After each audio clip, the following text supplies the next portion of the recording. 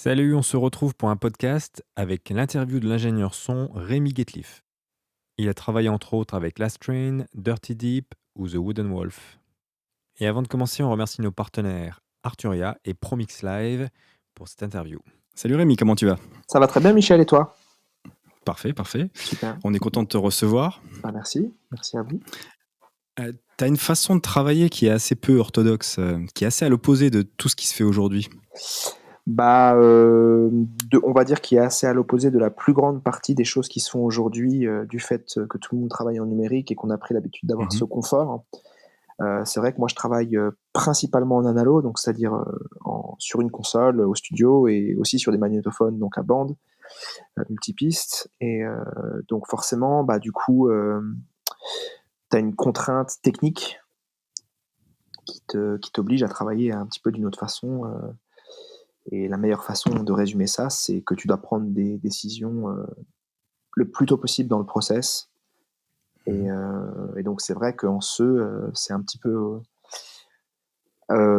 courant opposé de la manière de fonctionner en numérique, qui fait que en général, tu enregistres tes trucs et tu travailles tes sons par la suite. Là, c'est sûr qu'en analo, c'est complètement le contraire. Tu as plutôt intérêt à faire les choix de son, d'avoir un son définitif le plus vite possible, en fait. Donc forcément, c'est une autre philosophie et ça s'applique à la manière dont tu enregistres, à la manière dont les musiciens vont jouer. Ça change. Ça semble être un détail comme ça, mais en fait, ça change beaucoup de choses dans le processus d'enregistrement et de production, quoi. Ça t'oblige à prendre des décisions assez tôt. Ouais, c'est ça, puisque pour des raisons techniques très simples, que la bande, ça souffle un petit peu. Donc, un exemple très concret, compresser un signal après qu'il était enregistré, tu relèves beaucoup le souffle, par exemple. Donc, la plupart du temps, quand tu vas enregistrer un truc, tu vas faire tes compressions directement à l'entrée avant d'enregistrer, en sortie de ton préampli, quoi. Et du coup, comme ça, disons, la plage dynamique de la bande est pas aussi, le rapport signal-bruit est pas aussi grand que, euh, que le numérique. Donc, tu es obligé d'enregistrer tes signaux le plus près possible du zéro. Et donc, du coup, forcément, de les compresser pour être sûr de ne pas taper dans le rouge et de réduire ta dynamique le plus possible. Si tant est que tu aies besoin de réduire ta dynamique, bien sûr. Des fois, tu vas avoir une musique très dynamique que tu compresses pas et tu as du souffle et c'est comme ça. Mais de manière générale, appliquer des compresses, des choses comme ça, après le fait de l'enregistrement, souvent, tu vas amplifier certains phénomènes inhérents au médium, quoi. Donc forcément, tu étais obligé de faire ces choix le plus tôt possible. C'est une façon de travailler qui est assez proche de ceux qui travaillent en live, les ingé son live. Ouais, c'est pas faux. C'est vrai. Est-ce que tu as travaillé en live pas mal avant ou pas du tout? Aucunement. J'ai jamais fait de sonorisation live. C'est pas les occasions qui aient manqué, je pense. Mais je pense que je m'y serais pas trop retrouvé dans la mesure où j'aime pas trop travailler de façon numérique et de nos jours, faut reconnaître que la plupart des salles qui t'accueillent et la plupart de la production se fait sur des consoles numériques et c'est quelque chose qui moi m'intéresse pas. J'ai pas envie d'apprendre à me servir d'une console numérique. Donc je pourrais le faire par exemple si j'étais avec un groupe en tournée et que j'avais ma régie à moi avec ma console analo et tout. Mais quand bien même non, j'ai pas du tout cette formation là. J'ai vraiment commencé directement par le studio et j'ai commencé comme tout le monde, hein, comme la plupart des élèves de Promix Live, je pense. Avec un ordinateur, une carte son, 4 micros, à essayer tous les plugins possibles, imaginables, pour me rendre compte qu'au final, sur les 200 que j'avais, il y en avait 2 que j'aimais beaucoup, et que le reste, voilà. Et du coup, je me suis mis moi-même des bâtons dans les roues en essayant de revenir le plus possible à l'essentiel, à une façon de travailler super, franche, quoi, où tu limites tes options et tu te focalises sur l'essentiel. Mais c'est vrai qu'en ce sens, ça rejoint un petit peu le live, puisque de toute façon, la plupart du temps, quand j'enregistre au studio, j'enregistre le groupe en live à la base. Donc je me retrouve un peu de la même manière à devoir faire une espèce de soundcheck général, à faire en sorte que tous les instruments aillent ensemble dès le début, en fait. Donc c'est vrai, c'est ce que tu dis, c'est vrai, c'est qu'il y a une approche qui est assez proche du live, c'est que en fait, tu sais tout de suite où sont tes sons, et donc du coup, tu fais tout de suite ce boulot de faire tes sons tout de suite, en fait, pour que tout aille ensemble, quoi. Donc c'est vrai que c'est Une assez prise de proche. décision rapide. Ouais, c'est exactement ça. T'as besoin, disons que t'as pas cette surprise que quand t'as en numérique, où la plupart du temps, comme les gens qui travaillent en numérique, c'est souvent dans des home studios, Ils n'ont pas beaucoup d'entrées, ils n'ont pas 15 bons préamps, ils n'ont pas 15 bons micros. Donc tu vas faire d'abord ta batterie, après ta basse et tout ça.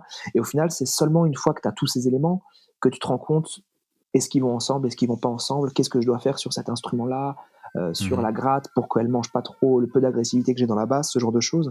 Et donc là, quand tu le fais en live et en analo, bah forcément, tout de suite, tu as le son d'ensemble. Donc tout de suite, tu vois ce qui marche pas. Donc ça te force à prendre ces décisions tout de suite parce que t'as pas envie d'écouter pendant 4 jours un morceau. Enfin, le truc, si c'est pas bien, tu vois. Donc tout de suite, tu vois les Tu vois problèmes tout et de suite. tu les règles tout de suite, quoi. C'est ça qui est cool. Donc, tu as appris énormément par toi-même parce qu'on ne peut pas apprendre de nos jours. Enfin, on peut difficilement aller faire un stage dans un studio professionnel pour apprendre à se servir de bande, à se servir de magnéto. Ouais. Comment que tu as appris toi-même Bah, avec, comme dit, faut pas cracher dans la soupe. Sans la révolution numérique, je pense que moi, ce que j'offre aujourd'hui, je serais pas du tout capable de l'offrir parce que c'est grâce à Internet un petit peu que j'ai pu Mhm. apprendre ce que je fais aujourd'hui parce que c'est une mine d'informations incroyable. Mais c'est vrai que c'est difficile de faire le tri en fait. C'est difficile de faire le tri. Mhm. Apprendre sur Internet, en fait, c'est une vraie. C'est la jungle. C'est la jungle. Il faut une méthode parce que faut savoir recouper les informations et tout. Et un exemple très simple, tu vois, les magnétos que j'utilise des Studer A80 qui sont un peu ce que tous les gros studios de major avaient dans les années 70. Pratiquement tous les scuds qu'on adore des années 70, ils ont été faits là-dessus, genre Dark Side of the Moon. C'est tout ce qui sortait d'Abbey Road, des studios anglais à l'époque, c'était Mhm. sur des A80.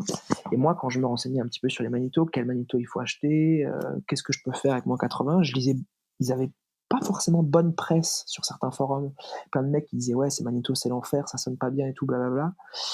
Et au fait, du coup, pendant un moment, je me disais merde, mais c'est fou quand même qu'ils aient mauvaise presse ces magnétos, alors que je sais pas, une grande partie des scuds qu'on adore ont été faits là-dessus. Ouais. Mais en fait, c'est qu'à l'époque, il y avait un autre mindset.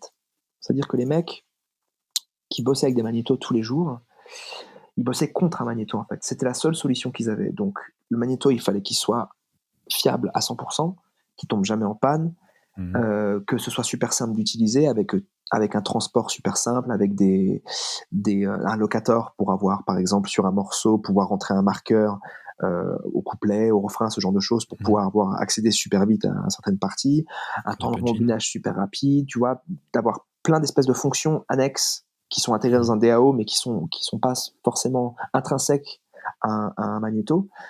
Et surtout, les mecs, ils voulaient surtout que quand ils enregistrent un truc, quand le magnéto le rejoue, ça sonne exactement pareil. Donc, Mhm. la course de l'audio, jusqu'aux années 2000, on va dire, c'était d'avoir le truc le plus transparent possible et le plus facile d'utilisation possible. Et donc, en fait, je me suis rendu compte que cette mauvaise presse, entre guillemets, qu'avaient les Studer A80, c'était parce qu'ils entendaient le magnéto et que c'était quelque chose qui ralentissait le process. Mhm. C'est-à-dire exactement ce pourquoi tu te tournes vers la bande aujourd'hui. Pour avoir un processus vachement plus relax, où tu n'es pas dans l'efficacité du numérique, où tu fais un truc qui ralentit un peu les sessions, où tout le monde est un peu plus relax, et où tu entends vraiment ce que fait le magnéto et ce que fait la bande. Donc au début, c'était vraiment un peu la jungle, tu vois, de savoir un peu... et ça s'applique à plein de choses, je trouve. C'est une mine d'infos Internet, mais tu sais pas forcément qui donne son avis. Donc c'est pour ça que c'est important de vraiment recouper les infos. Mais à côté de ça, c'est un outil fabuleux parce que, tu vois, enfin, il y a 30 ans, t'avais un Scud, t'écoutais un Scud, tu trouvais le son génial, t'avais aucun moyen de savoir comment ce Scud avait été Non, enregistré. non. Tu pouvais, tu vois, je veux dire, même si tu avais le nom du studio qui était marqué dans le Scud, qu'est-ce que tu pouvais savoir ce qu'ils utilisaient comme console, ou ce qu'ils utilisaient comme magnéto. Alors que là, aujourd'hui, moi, tu vois, il y a un Scud que j'écoute, que je trouve trop bien, je tape le nom du producteur, et avec un peu de chance, je tombe sur une interview qui explique ce qu'il a utilisé comme matos carrément sur tel ou tel morceau. Et c'est sûr que pour le coup, pour l'apprentissage, c'est génial, quoi. Donc oui, clairement, j'aurais beaucoup aimé être interne, par exemple, dans un gros studio et tout, mais habitant en province, à la campagne et tout, c'était pas évident. Donc heureusement qu'il y a cette mine d'infos, c'était super cool d'apprendre comme ça, en fait. De vraiment pouvoir trier les infos, quoi. C'est vraiment cool. Oui, il existe même des forums comme Gearslots où on arrive à discuter des fois avec certains ingé sons quand ils ont un petit peu le temps. Exactement. Même des pointures américaines, ils ont des Complètement, ouais. fois ils prennent le temps de répondre à certaines questions et Ah, comme tu c'est dis, c'est génial. Je une me mine rappelle, d'informations. Eric Valentine Mhm. avait un forum comme ça sur Gearsos où il avait détaillé. Il y avait un scud que j'adorais, je crois, un album qu'il avait fait avec un groupe américain qui s'appelle Taking Back Sunday, un truc un Mhm. peu skate rock, pas forcément vraiment ma tasse de thé, mais je trouvais que le scud sonnait de ouf, quoi. Ça sonnait, mais complètement dingue. Et du coup, bah, j'ai fait ma petite recherche Google, Eric Valentine, Taking Back Sunday, et en fait, il avait tout un thread sur Gearslots où il détaillait absolument tout ce qu'il avait fait sur le Scud, mais vraiment tout. Il y avait des photos du drum kit, quel micro il avait à tel endroit, dans quoi ça passait, c'était super complet, quoi. Et ouais, c'est génial d'avoir accès à ces informations aujourd'hui, c'est fabuleux, c'est trop trop trop bien, quoi. Parce que du coup, tu peux vraiment choisir ce que tu apprends, en fait. Choisir ce que Oui. tu apprends, tu vois, parce que quand tu vas dans une école ou que tu fais dans un internat, tu vois une façon de faire les choses, mais Mhm. t'as pas forcément d'affinité avec le mec qui t'apprend le truc. Donc c'est ça qui est super avec Internet, avec l'offre qu'il y a, que ce soit sur Promix Live ou d'autres plateformes, c'est que tu peux vraiment apprendre exactement ce que tu as envie de faire, quoi. C'est trop cool, c'est trop bien. Ouais, parce que là, ta démarche est quasiment inversée. Tu écoutes d'abord ce que tu as envie d'entendre comme son et tu vas chercher les informations. Au lieu qu'on te les apprenne, tu te dises, Exactement. en fait, le son que ce prof-là fait m'intéresse pas du tout. Voilà. On n'est pas dans les mêmes styles, on n'est pas dans les mêmes idées. Alors que là, tu as fait un travail carrément à l'envers, quoi. Ouais, c'est ça, c'est à l'envers. Inversé. Et après, bon, je pense que les deux façons de faire ont des avantages et des inconvénients. C'est vrai que Mhm. sur le principe, tu vois, idéologiquement, j'aurais largement préféré que ce soit un humain qui m'apprenne mon job plutôt que moi tout seul derrière l'ordinateur. Mais et du coup, enfin, quand tu as un enseignant en face de toi, je veux dire, tu as quand même génial parce que tu peux apprendre des trucs très simples que tu n'apprendrais pas autrement. Tu vois, Mhm. je sais pas comment expliquer, mais c'est à double tranchant en fait. Voilà. Moi, quand j'ai des stagiaires qui viennent au studio, qui font des écoles de son, je leur dis toujours, c'est bien l'école les gars, mais c'est pas comme ça que vous allez apprendre à faire des scuds. Mais Sur le terrain. au-delà de Mhm. ça, tu as quand même une espèce de transmission directe de savoir élémentaire qui est important d'avoir et, Mhm. et qui peuvent être la base d'un apprentissage plus poussé. Et c'est quelque chose que moi, j'ai pas vraiment eu, mais c'est un mal pour un bien, parce que du coup, j'aime à penser que je suis plus un producteur, un réalisateur qu'un ingé son, parce que je suis pas un très bon technicien en fait, tu vois. Je sais quelle machine j'aime bien, je sais que un Fairchild ça sonne comme ça et que j'adore ça et qu'un LA2A ça sonne comme ça et que c'est trop bien parce qu'il y a deux boutons et tu peux être le parfait débile et arriver à faire sonner bien cette machine. Mais au-delà de ça, des fois, tu vois, je veux dire, quand j'ai un problème un peu compliqué dans un mix, c'est peut-être plus difficile que pour quelqu'un qui aura fait une vraie école de son et qui saura comment régler ce problème. J'ai pas d'exemple là, mais disons qu'il y a des avantages et des inconvénients dans les deux façons de faire. Mais moi, je suis très content d'avoir appris comme ça par moi-même, parce que aussi ça correspond à mon caractère et que du coup, comme je disais avant, j'ai vraiment pu apprendre exactement ce que j'avais envie d'apprendre. Et est-ce que le fait d'avoir appris à te débrouiller pour apprendre ce que tu veux apprendre, ça t'aide pas dans ton métier de tous les jours aussi pour te débrouiller tout seul? Parce que ce qu'on a appris à l'école, c'est bien, mais des fois, quand on sort de ce qu'on a appris à l'école et qu'on se retrouve avec un problème technique qu'on n'a pas appris, justement, Bien sûr, ceux à qui on n'a pas appris à se débrouiller tout seul galèrent peut-être un petit peu, alors que toi, tu as appris bien à sûr, chercher ce que tu voulais. exactement. Et c'est ça qui est génial dans ce job et qui est beau dans cet artisanat, en fait, c'est que il y a 50 000 manières d'arriver au même résultat. Mhm. Et bien souvent, quand on t'a appris une manière de le faire, bon, bah, tu te dis que c'est comme ça et tu vas pas forcément chercher d'autres façons de le faire. Alors que c'est Ouais, vrai tu que vas avoir peur de sortir. quand tu te retrouves face à ce problème toi-même, et bah, tu dis merde, bah, comment font les autres? Et donc, tu vas regarder un peu sur Internet. Ou alors, encore mieux, tu trouves des solutions par toi-même. Et dans le process, tu peux arriver à quelque chose d'unique. Et c'est ça qui est énorme. Et c'est ça qui est fabuleux dans ce métier et qui est aussi très insécurisant quelque part, c'est qu'il n'y a pas vraiment de façon de faire en fait. C'est la fin justifie les moyens, il n'y a que le résultat qui compte. Tu vois, exemple à la Mhm. con, j'ai un copain qui enregistre qui enregistre ses scuds lui-même, c'est un chanteur de folk qui s'appelle Alex Kyling, et il fait des scuds mais qui sonnent enfin, je suis jaloux, tu vois, je veux dire, ces scuds ils sonnent, c'est incroyable, et il enregistre ça avec un enregistreur Zoom stéréo, quoi. Et après, il rebalance les sons dans Audacity. Enfin, genre, c'est complètement débile, quoi. Mais, encore une fois, il a pas fait d'école. Donc, quand il a un problème, Tiens, ma voix sonne pas bien, c'est trop sibilant, comment ça se fait? Et bah, il cherche par lui-même et il met le micro un peu de côté et puis voilà, il règle son problème et du coup, voilà, tu développes un skill set toi-même, en fait et c'est super cool.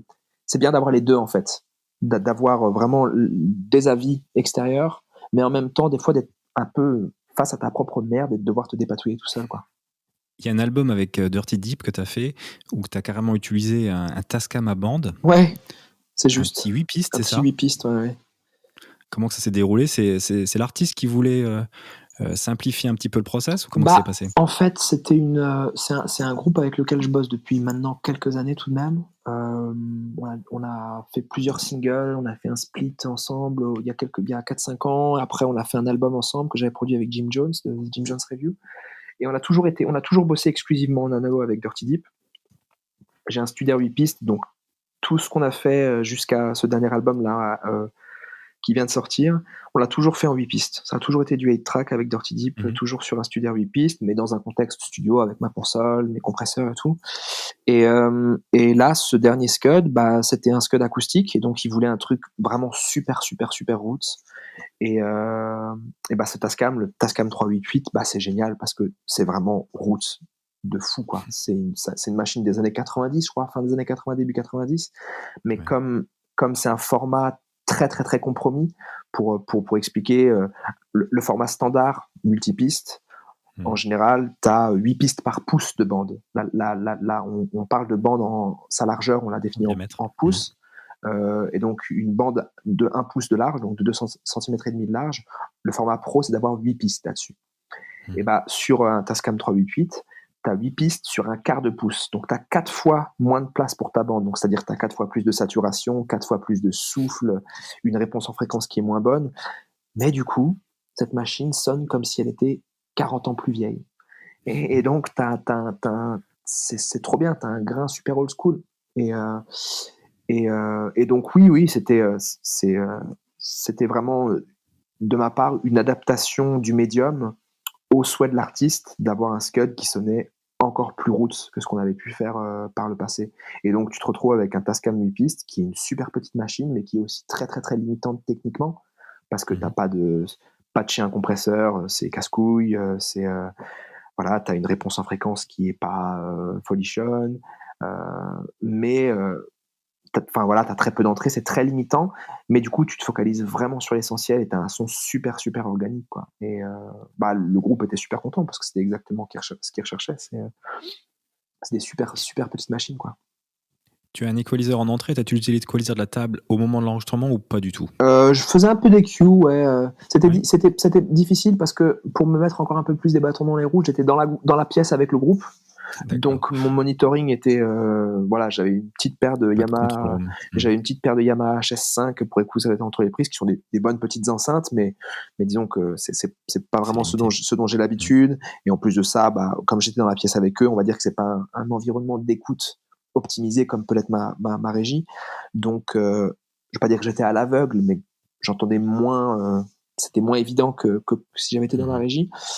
Mais du coup, oui, je faisais quand même un petit peu d'EQ. Il y a une chouette petite EQ en entrée sur les tranches, semi-paramétrique. Et donc, je faisais un petit peu d'EQ sur certains trucs, mais c'était très léger parce que c'est des instruments acoustiques et qu'ils jouaient tous ensemble, très proches les uns des autres. Donc, quand c'est comme ça, bah, c'était vraiment très simple, hein. Donc, j'avais un micro sur la batterie, c'était un Coles, un 4038, micro à ruban. Mhm. J'avais, je pense, un U67 en général sur, le guitariste qui jouait soit de la guitare, soit du banjo, soit du dobro. Et sur la contrebasse, je devais avoir, je pense aussi un 4038. Ouais, ça devait être ça. Et donc, tous ces micros très proches les uns des autres, avec bien sûr énormément de repisses. Mhm. Tu Ouais. cherches pas à avoir des sons isolés, en fait. C'est les sons entre eux qui créent un ensemble. Mhm. Forcément, comme tu as une batterie, tu as autant de batterie dans le micro de la guitare que de guitare elle-même. Ouais, ouais. Et donc, dès que tu commences à faire de l'EQ, tu crées des trucs bizarres dans la repisse et c'est moche. Donc je me suis retrouvé à faire très très très très peu d'EQ et c'était plutôt de la soustraction, enlever des choses qui me dérangeaient un petit peu, mais c'est quand je te parle de ça, c'était vraiment, genre peut-être, tu vois, 2 dB en moins à 400 sur la contrebasse, ce genre de choses, quoi. Vraiment rien d'extrême, quoi. Tu peux pas vraiment dans ce contexte en fait faire. des process extrêmes, parce que sinon tu te retrouves avec un gros tas de caca, quoi. Et ton studio, il ressemble à aucun autre. Ah, c'est C'était quoi gentil. l'idée quand tu l'as créé? C'était qu'il ressemble à aucun autre. Je suis un grand fan de beaux espaces, de design, de vieille science-fiction et comme ça. Et j'avais envie que quand les artistes arrivent dans mon studio, qu'il y ait déjà une espèce de forme d'émerveillement, de se dire waouh, cet endroit est trop cool, on est trop content d'être là, c'est trop beau. Et donc du coup tout est plus simple, plutôt que de se pointer dans une cave, tu sais, un peu pété, ou oh putain, on va passer 3 semaines là-dedans, ça va être long, quoi. J'avais vraiment envie d'avoir cette espèce de wow factor dès le début, pas pour pallier à d'autres choses, tu vois, pas pour que ce soit juste plein les yeux et que c'est pas du bling, quoi, mais c'est vraiment d'avoir un environnement super fun, super ludique, et juste que les mecs soient contents d'être là, en fait, et que moi aussi je sois content d'y être. C'était surtout ça. Parce que toi, tu y retournes tous les jours. moi j'y retourne tous les jours, donc si au bout de 2 ans j'étais saoulé par le truc, ça aurait pas été ça aurait été raté, quoi. Ouais, c'était super important. En plus, tu as fait un traitement acoustique toi-même. Donc Ouais, c'est juste. Tu as utilisé une sorte de laine de roche, c'est ça? Sur plusieurs centimètres? Ouais, c'est ça. En fait, le studio est pas immense. Il n'est pas immense. Les pièces sont c'est des beaux volumes, mais c'est pas non plus immense. Donc, je savais que j'avais besoin d'absorption, parce que comme donc pour resituer, le studio est construit dans une vieille grange de la fin du XVIIe siècle. Donc, avec toutes les contraintes architecturales que ça impose, donc c'est-à-dire qu'il y a des poutres dans tous les sens, et donc qu'on ne peut pas avoir de volume immense. Donc, traditionnellement, quand tu construis un studio, tu conçois une pièce qui n'a pas de mur parallèle, ce genre de choses, pour éviter les réflexions directes, les flotteurs échos, ce genre de trucs. Chose qu'on ne pouvait pas vraiment faire, qu'on pouvait faire dans une certaine mesure dans certaines pièces, mais que par exemple dans la régie, je ne pouvais pas faire. Donc, j'étais obligé d'avoir de l'absorption pour pas avoir trop de résonance. Et du coup, traditionnellement dans l'absorption, on utilise de la laine de roche, de la rockwool ou de ce genre de choses. Moi, j'ai utilisé une laine de verre qui est fabriquée par Knauf. Et elle a la particularité, mais c'était déjà maintenant il y a 5-6 ans, donc je ne sais pas si ça a évolué depuis. Il y a peut-être plus de fabricants qui font ça, mais c'est pas cette laine de verre que quand tu prends dans les bras, tout de suite, t'as l'impression de t'être fait piquer par 200 moustiques, quoi. Ouais, il y a un espèce c'est le liant, en fait, qui posait problème dans les vieilles laines de verre, et là c'est un liant qui est fait à base de sucre, donc en plus la laine de verre sent assez bon, c'est assez agréable, et elle te pique pas. Et donc t'as pas ces particules cancérigènes super nocives, quoi. Donc ouais, j'ai utilisé exclusivement ça pour faire le traitement acoustique. J'ai pas fait de calcul. Parce que les calculs c'est chiant. Et donc du coup, j'ai simplement, comme pour tout, comme pour le son, j'ai fait beaucoup de recherches sur Internet, posté dans des forums, demandé l'avis du plus de personnes possible, surtout pas avoir un d'avis unilatéral. Et j'ai appliqué toutes les techniques qui semblaient le mieux marcher pour le plus de monde, et je les ai appliquées à 160%. C'est-à-dire que mes bass traps, je les ai fait, ouais, 2 fois plus gros que ce qui est prévu, ce que les gens font de manière générale. Comme ça, je savais que j'étais blindé. T'avais de la marge. Donc j'avais de la marge, et que si un petit ça marchait, un gros ça marche encore mieux, c'est sûr. Parce que l'absorption, en fait, c'est le volume qui compte. C'est le volume d'absorption. Et sans avoir fait de calcul et tout, j'étais très content, parce que ma régie sonne comme pour l'instant pratiquement aucune régie dans laquelle j'ai travaillé. Ça sonne très très bien. Ouais, c'est vraiment très agréable. Premier mix que j'ai fait dans ma régie, on l'a écouté dans la voiture, on l'a écouté sur une enceinte JBL, on l'a écouté sur une stéréo, et ça sonnait comme dans le studio. Et ça, je peux vous dire, les gars, que c'est une bonne reproduction. C'est une révélation. Quand tu sais que tu n'as plus besoin de checker tes mix ailleurs que dans ta régie, c'est waouh, ça change la vie, quoi. Tu gagnes en efficacité de 400%, quoi. C'est complètement fou. Et c'est l'ingénieur du son, l'ingénieur de mastering qui est content. En plus de ça, puisqu'il sait qu'il n'aura pas un truc complètement dépareillé avec un équilibre fréquentiel complètement pourri. C'est peut-être pour ça que je fais pas beaucoup de mastering, enfin, je fais pas beaucoup appel à d'ingénieurs de mastering extérieurs, puisqu'à chaque fois que j'y vais, ils me disent, bah, qu'est-ce qu'on fait? C'est agréable. C'est agréable. Tu sais, Ouais, c'est une bonne surprise. bah ouais, tout va beaucoup plus vite du coup. Tu sais que t'as confiance 100% en ton monitoring et en ta pièce, c'est quand même super, quoi. Et je ne saurais que conseiller à toute personne qui veut progresser dans ce game d'investir dans un bon monitoring et surtout d'avoir une bonne pièce. C'est vraiment le truc le plus important. Si tu veux faire ça de manière sérieuse, je veux dire, avoir des résultats prévisibles, euh, d'avoir le bon mix tout de suite, je crois que c'est vraiment le plus important, c'est d'avoir une bonne pièce et des bonnes enceintes dedans. Et quand je parle de bonnes enceintes, je parle pas forcément j'ai la chance d'avoir des Focal SM9 qui sont des enceintes fabuleuses, mais au-delà de ça, quand je vous parlais de mon premier mix que j'ai fait dans cette pièce qui était exactement comme on voulait qu'il soit, c'est un mix qui était fait avec une paire de Focal CMS65 qui sont des enceintes de home studio. C'est une enceinte qui maintenant d'occasion doit coûter quelque chose comme, je sais pas, 800, 900 euros la paire. C'est pas non plus du haut de gamme, mais c'est des super enceintes. Donc ouais, avoir une bonne pièce, bien traitée, prendre le temps de positionner ces enceintes correctement, d'avoir une paire d'enceintes qui marche bien, c'est vraiment le truc qui change vraiment la vie en fait. Et ta cabine a un volume assez impressionnant au niveau du plafond. Ouais. Est-ce que ça participe pas mal au son que tu donnes à tes albums aussi?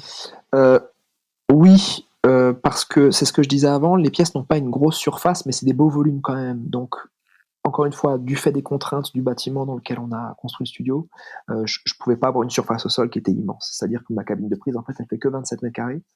Mais quand tu rentres dedans, t'as pas l'impression que c'est petit parce que c'est très haut de plafond. Il y a 4,50 m, 4,50 m sous plafond. Et bah du coup, en fait, ce qui est important en acoustique, c'est pas la surface, c'est le volume. Donc, on a compensé par le manque de surface au sol, par le volume. Déjà, ça donne une impression, ça donne une sensation. Enfin, t'as pas cette sensation claustro quand t'es dans la pièce d'avoir un plafond bas et tout. Je veux dire, une pièce comme la nôtre, on baissait le plafond d'un mètre et ouais, ça faisait garage, quoi. C'était pas agréable. Mais là, le fait d'avoir cette grosse hauteur, c'est beaucoup plus agréable. Et encore une fois, c'est du volume dont le son a besoin pour s'épanouir et que t'aies pas de mode et de résonance bizarre. Le volume, c'est important. Donc, faut toujours prendre le plus de volume que tu peux. Et pour la cabine, là, on avait un peu plus de marge en hauteur, justement. Donc, on a pu faire un plafond et certains des murs à 12 degrés pour éviter d'avoir des réflexions directes. Le fameux effet ping-pong qu'on déteste. Et du coup, ça nous a permis de pas traiter le haut de la pièce. Donc, c'est-à-dire qu'on a une pièce qui est pas immense, mais qui n'est pas non plus sourde parce qu'il y aurait trop d'absorption, trop de mousse, ce genre de choses. Donc, du coup, on a une pièce qui sonne quand même assez live. Il y a pas de reverb non plus, mais elle est assez bright. Et donc, du coup, c'est parfait pour faire de la batterie, en fait. Parce que tu as cette sensation de volume, de clarté, mais en même temps, le temps de réverbération est contrôlé, quoi. C'est assez court. Donc, non, c'était vraiment chouette. Et clairement, le son de cette pièce a une influence monstrueuse sur ma façon de bosser et sur les disques que je fais de manière générale. C'est vraiment une pièce qui sonne super bien pour le rock, en fait. De manière générale. Pareil, tu as utilisé t'as fait beaucoup de recherches sur le net pour voir les dimensions que tu pouvais adapter à ta pièce. Bah, en fait, il y a des règles. Et c'est la règle la plus ancienne, c'est celle du Golden Ratio, qui est le ratio mathématique qui fonctionne le mieux depuis la nuit des temps. Je crois que c'est les Grecs à la base qui s'en sont rendus compte. Hein. C'est ce ratio de, je sais plus si c'est 2,33 par 1 ou je me rappelle plus exactement. Ou alors c'est 2 par 3. Oui, c'est ça, c'est 2 par 3, c'est le meilleur ratio, un truc dans le genre, je me rappelle plus maintenant. Mais plus tu tends vers ça, plus tu vas avoir une pièce qui va être équilibrée en termes de mode de résonance. D'accord.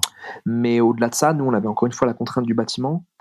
Et à l'autre opposé, la pire pièce, c'est un cube. un cube, tu vois, genre un 4x4x4, c'est la pire pièce que tu peux imaginer. Tu vas te retrouver avec des modes dans tous les sens, des creux dans ton réponse de fréquence, ça va être l'enfer.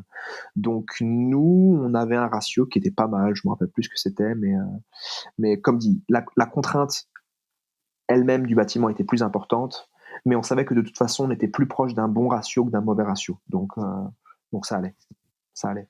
Et encore une fois, il n'y a pas de calculs qui ont été faits, surtout pas pour une cabine, puisque tu cherches pas à avoir une réponse en fréquence plate. Il faut que la pièce ait de la vie et qu'elle ait son caractère. Mais voilà, je me suis blindé comme dit, en ayant ce plafond à 12 degrés, un mur à 12 degrés, histoire d'éviter d'avoir des réflexions directes et de pas avoir besoin de trop traiter et d'étouffer la pièce, en fait. C'est surtout ça qui a fait la plus grosse différence. C'est que la pièce est traitée dans le bas, jusqu'à à peu près 1m20, 1m30.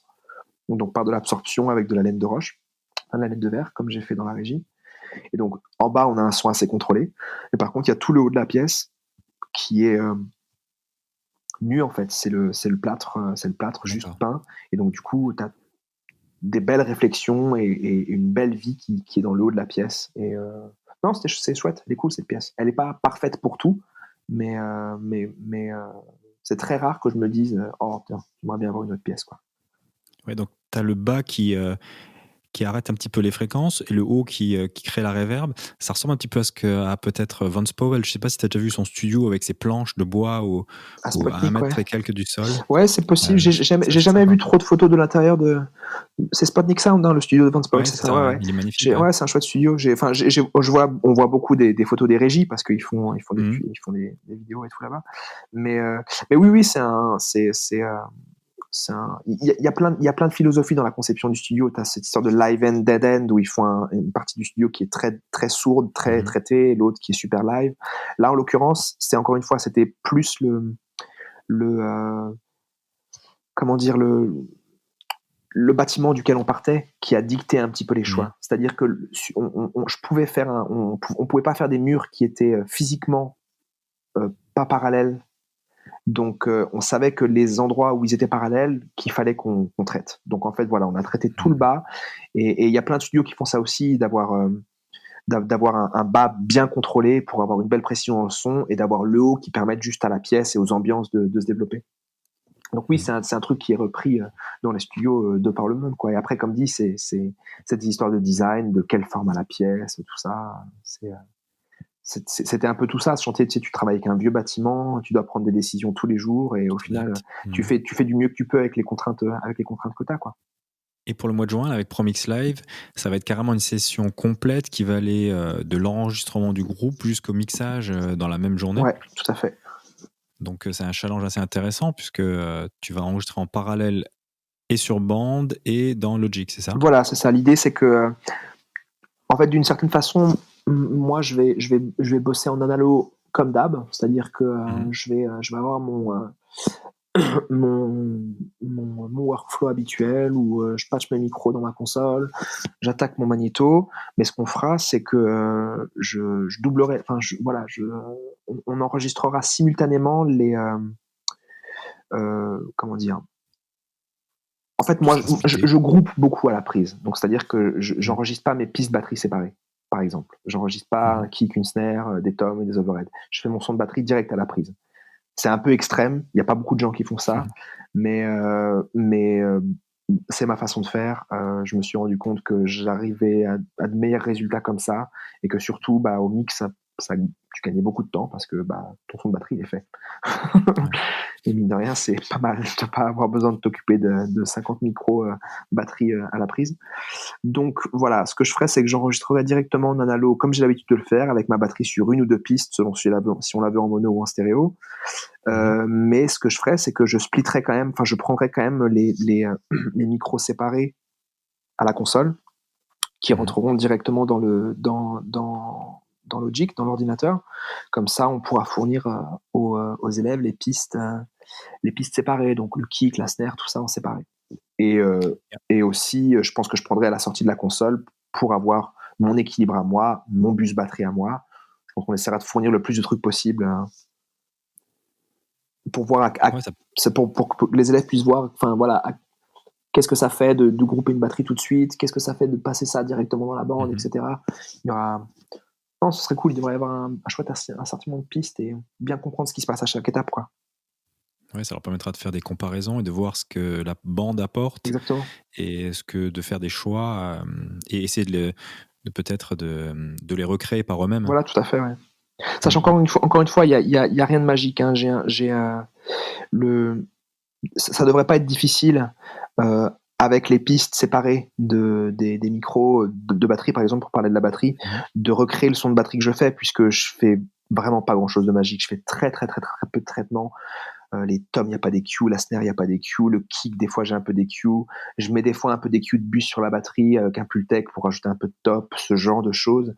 Mmh. Mais la plupart du temps, sauf problème que j'arrive pas à résoudre dans la pièce, ce que je fais sur la console, c'est pas grand-chose. Ça passe plus vraiment par le choix de l'instrument, bien accorder ses toms, choisir la bonne peau, choisir la bonne batterie, choisir la bonne caisse claire, et cetera. Placement de micro. Mmh. Je pense que ce sera vraiment surtout ça qui sera intéressant de voir dans la session. Mmh Parce mh. qu'au final, le mix, ils se rendront bien compte qu'au mix, je fais rien de fabuleux, quoi. C'est plus mes goûts à moi sur l'histoire d'équilibre, mais il n'y a pas vraiment de technique très, très, très poussée, quoi. C'est vraiment plus dans le créatif, et c'est ce qui est le plus dur, en fait. C'est ce qui est le moins enseigné, c'est vraiment arriver à tirer le meilleur parti à la base de l'instrument, de la Mmh. situation que tu as, quoi. Et c'est pas pour rien que des fois, quand tu fais un job comme le mien, où tu vois, moi je vois beaucoup passer de groupes de rock, la plupart du temps les mecs jouent sur ma drum même carrément parce que j'ai de bonnes batteries au studio, que les Mmh. mecs sont contents d'utiliser. Et des fois, tu sais, t'as un groupe qui vient, tac, tu fais le son de batterie, voilà, t'as la Ludwig qui est placée, t'as les micros, ça sonne d'enfer. 4 jours plus tard, t'as un autre groupe qui vient, c'est exactement le même set, exactement les mêmes micros. Putain, ça Mmh. sonne pas du tout pareil, quoi. Qu'est-ce que je fais? Qu'est-ce que j'ai fait de mal, quoi? Et donc, du coup, tu te rends vraiment compte que c'est vraiment dans la pièce que ça se passe. Enfin, en tout cas, dans ma façon de faire, c'est vraiment dans la pièce que ça se passe, qu'il faut que l'instrument soit bien, que les micros soient bien placés, que tu aies le bon micro à tel ou tel endroit, et après, tout le reste devient super facile, quoi. Comme- Ouais, puis l'équaliseur le plus, naturel reste le placement du micro. Bien sûr, clairement, c'est le placement du micro, le choix de ton micro, c'est sûr que c'est ça qui fait la plus grosse différence, hein, clairement, clairement. En fait, mon but, c'est de ne jamais avoir besoin de me servir d'un équaliseur. Mmh. C'est quand j'allume une EQ sur ma console, pour moi, c'est presque une petite défaite, en fait. Je sais que c'est un peu extrême, mais je me suis un peu conditionné à me dire qu'à partir du moment où je dois engager l'EQ, c'est que je suis un peu feignant. C'est qu'il y a quelque chose que je pourrais faire avant et que je le fais pas. Donc, voilà, c'est très restrictif, hein, comme mentalité, mais au final, bon, bah, la plupart du temps, ça porte ses fruits parce que tu vas chercher vraiment le problème à la source, quoi. Et comme dit, bouger un micro, ça coûte rien, quoi. Ça coûte rien, et la plupart du temps, t'auras un meilleur résultat qu'avec une EQ. Et est-ce que tu compresses à la prise aussi ou pas du tout? Euh, la plupart du temps, oui. Parce que, encore une fois, j'utilise la compression parce que, on en parlait j'ai fait le truc de Mix with the Masters il y a quelques temps avec Mmh. Steve Albini, et on disait que la plupart des ingé sons, au bout d'un moment, il y a un moment dans leur vie où ils tombent amoureux de la compression, Mmh. où tu as envie d'entendre tout compresser, que tel ou tel compresseur a tel son et que c'est génial, etc. Et moi, clairement, la compression, c'est quelque chose que, pour moi, c'est un effet, en fait. Quand j'utilise un compresseur, j'ai un peu envie de l'entendre, quoi. Donc, j'ai tendance à utiliser certains compresseurs de manière vraiment créative. Enfin, parce que j'utilise tel ou tel compresseur parce que j'aime ce qu'il fait au son, en fait. C'est pas tant pour une forme de contrôle, bien que dans un mix très Mmh. dense de rock, tu as besoin de compression. Je veux dire, c'est indispensable presque. Mais, Ouais. mais donc, du coup, la plupart du temps, de toute façon, oui, j'ai tendance à compresser mes signaux à la prise, très, très, très rarement au mix, ou alors à part peut-être des fois pour de la compression parallèle sur une batterie ou ce genre de choses. Mais la plupart du temps, ouais, la basse, 9 fois sur 10 passer dans un La2A. Euh, les guitares, ça dépend. Même une guitare très saturée, des fois, j'aime bien la compresser parce que, encore une fois, ça rajoute un certain grain, une certaine couleur que j'aime bien. Caractère. Voilà, tu Mmh. vois, j'aime beaucoup, par exemple, utiliser un TG1, un Chandler TG1 sur les grattes, Mmh. parce que c'est un compresseur qui est très, très, très, très, très typé. Et je trouve que ça fait quelque chose aux guitares très saturées en particulier, qui est vraiment chouette. Je trouve que ça leur redonne de la dynamique, en fait, d'une certaine façon. alors que tu as un signal qui est déjà exempt de tout dynamique comme il est très saturé. Mais les constantes temporelles de ce compresseur sont tellement bizarres que bah, je trouve que sur une guitare, tu as l'impression que ça lui redonne de la vie, en fait, et ça, j'aime beaucoup. Mais oui, la plupart du temps, ouais, je compresse mes signaux à la prise. Même des fois, c'est juste 1 ou 2 dB, tu vois. Mais parce que je sais que ça donne cette petite couleur que voilà, j'ai mon petit, c'est mes petits couteaux suisses en fait. J'ai tel ou tel compresseur que je sais qu'il sonne comme ça et donc du coup j'utilise juste pour agrémenter un petit peu, même si ça compresse pas beaucoup. J'aime bien. Et avec le confinement, est-ce que tu as eu plus le temps de jouer du fer à souder? Est-ce que tu as terminé ta Oh console non, ou j'ai pas pas? terminé ma console. Non. Non. Il y a encore beaucoup de travail. Mais oui, je suis en train de fabriquer une console. J'aurais, comme la plupart des pauvres âmes mortelles de ce monde, j'aurais jamais les moyens de m'acheter une console NIF série 80 d'époque parce que ça coûte le prix d'une baraque. Et donc, du coup, j'ai décidé de m'en fabriquer une. Et j'ai beaucoup avancé pendant le confinement. Ouais. J'ai toute une partie de la console qui est finie. Essentiellement, j'ai déjà une console 16 voix que je peux utiliser en mix. Mais c'est que la moitié de la console. Mais tout le reste est conçu. Je suis plus du tout à l'aveugle, c'est-à-dire que j'ai toutes les pièces, ou du moins je sais où les trouver. Tout est dessiné, tout est prêt à être usiné. Donc maintenant, entre guillemets, il n'y a plus qu'à quoi. Mais c'est un travail très long et très fastidieux. C'est un boulot monstrueux. Parce que tu soudes chaque tranche toi-même, chaque Ouais. élément C'est est fabriqué artisanalement comme à l'époque. comme à l'époque, exactement. Ce sera vraiment virtuellement indifférenciable d'une console NIV de la première moitié des années 70. C'est vraiment la même technologie, les mêmes techniques de câblage, le même hardware. J'achète le hardware métallique dans la même boîte qui les fournissait à l'époque.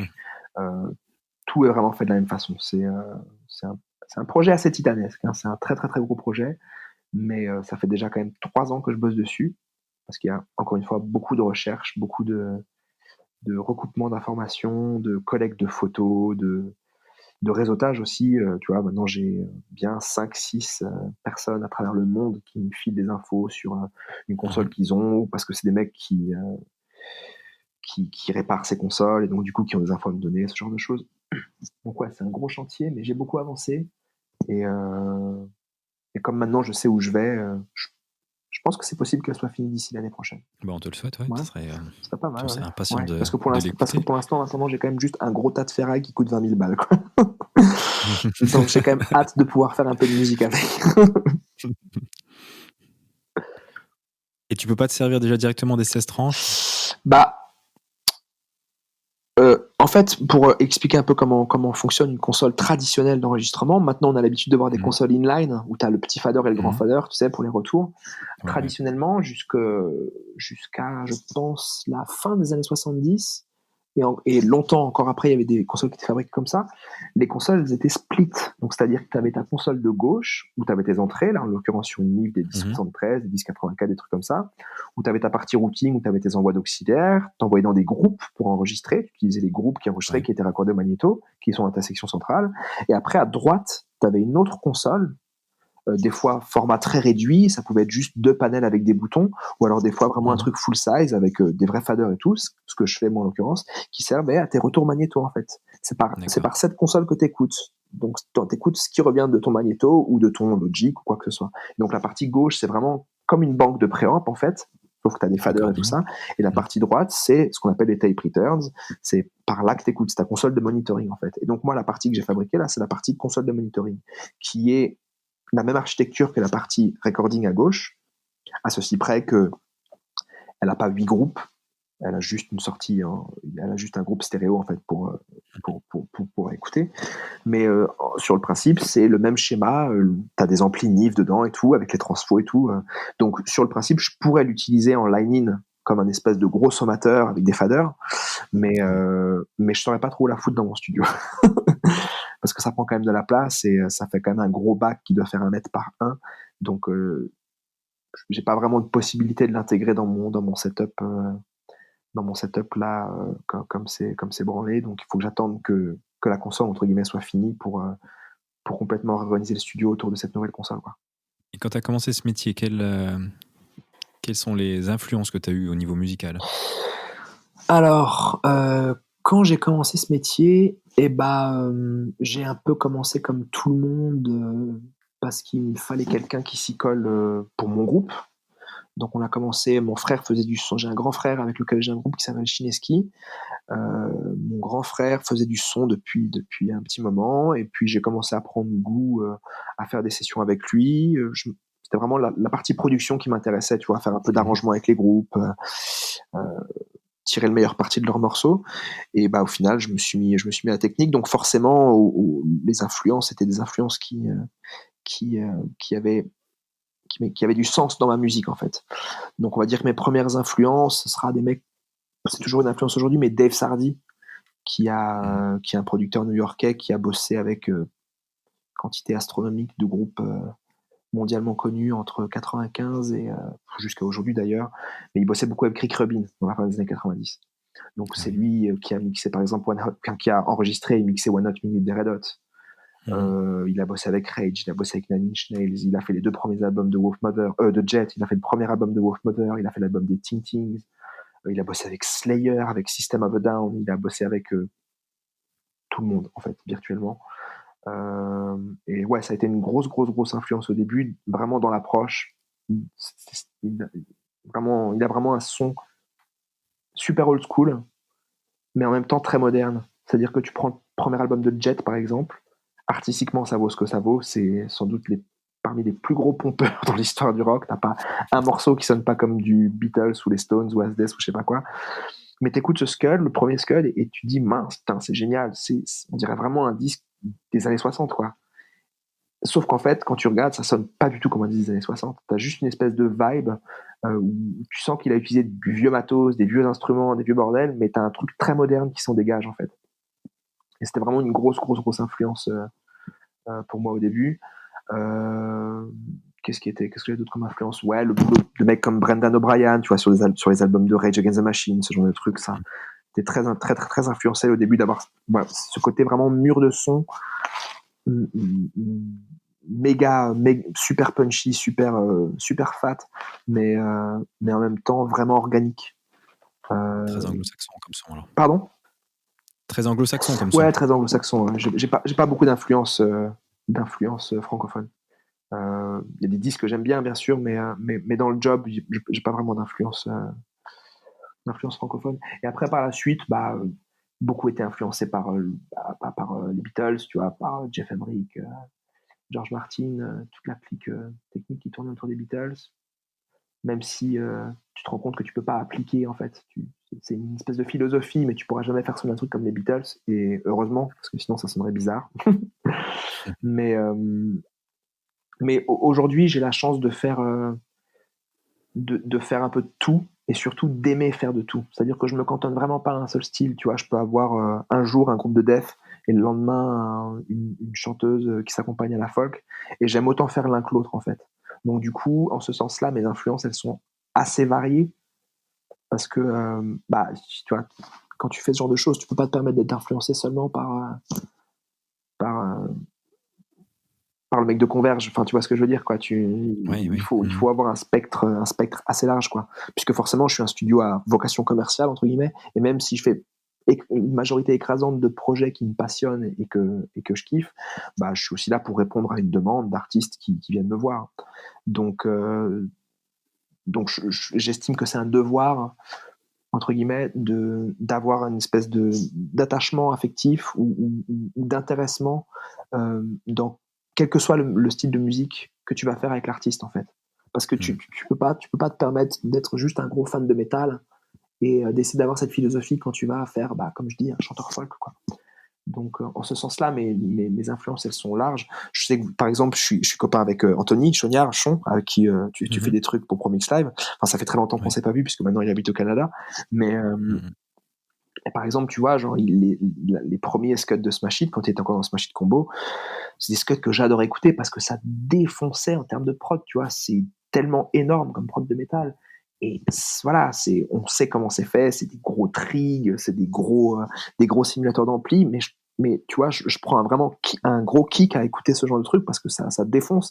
Et le lendemain, là, tu vois, je rentre chez moi, je me fous un putain de disque de Sinatra qui a été fait à Capitol dans les années 50 et je suis autant impressionné, tu vois, parce que c'est pas du tout le même skill set, en fait, qui est impliqué. Tu vois, les mecs sur Sinatra, ils faisaient rien, quoi. Ils avaient juste 100 000 balles de micro, à savoir 4 micros, et une putain de console UA à lampe avec une EQ, bah, t'avais genre basse, treble, et souvent ils l'utilisaient pas. Et c'est ce que tu les écoutes, tu te dis, mais comment ça peut sonner aussi bien? Donc en ce sens-là, mes influences, elles sont super, super larges parce que j'admire toutes ces choses-là et je suis moi amené en fait à devoir pas les reproduire, mais à devoir avoir ces différentes sensibilités en fait. Ils ont toujours un point commun qui reste le travail acharné. Quelque Parce que part, c'est ouais. les productions où que ce soit d'un côté ou de l'autre, c'est pas arrivé du jour au lendemain et c'est des Bien bosseurs sûr. qui bossent Bien dur. sûr, ah oui, clairement, oui, mais c'est du boulot. Et puis c'est beaucoup de remise en question en fait. C'est un boulot dans lequel il faut jamais rester sur ses acquis. C'est très important d'être curieux et d'apprendre toujours de nouvelles choses, et surtout d'apprendre des choses qui a priori sont pas forcément du domaine de ta sensibilité en fait. C'est important de ne pas avoir une espèce de vision unilatérale du truc et de ne pas trop avoir de certitude.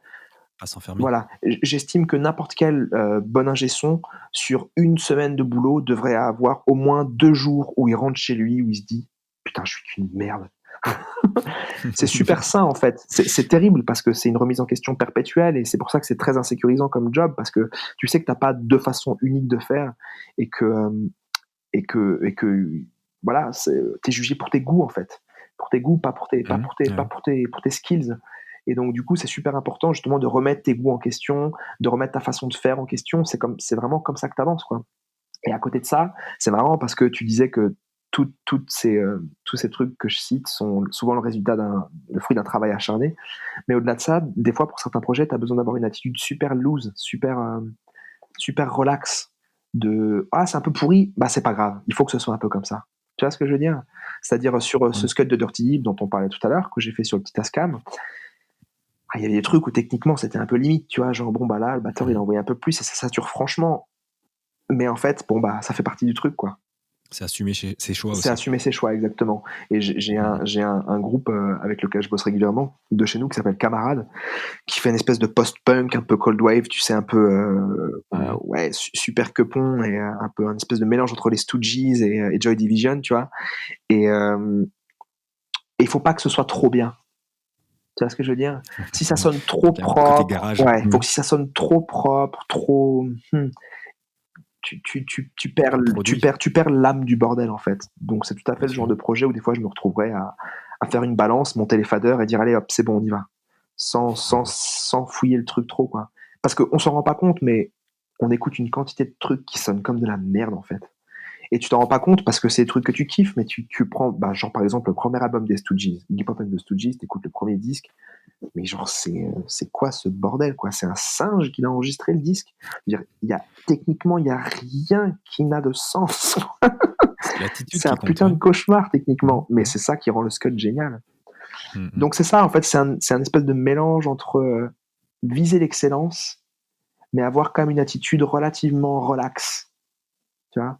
C'est-à-dire, c'est pas grave si des fois il y a un fondu qui est un peu pété, c'est pas grave si des fois il y a une note qui est un peu à côté. C'est ce genre de petits trucs, tu sais, qui donnent cette vie dans un disque qu'on n'arrive pas forcément à identifier, quoi. C'est du rock'n'roll.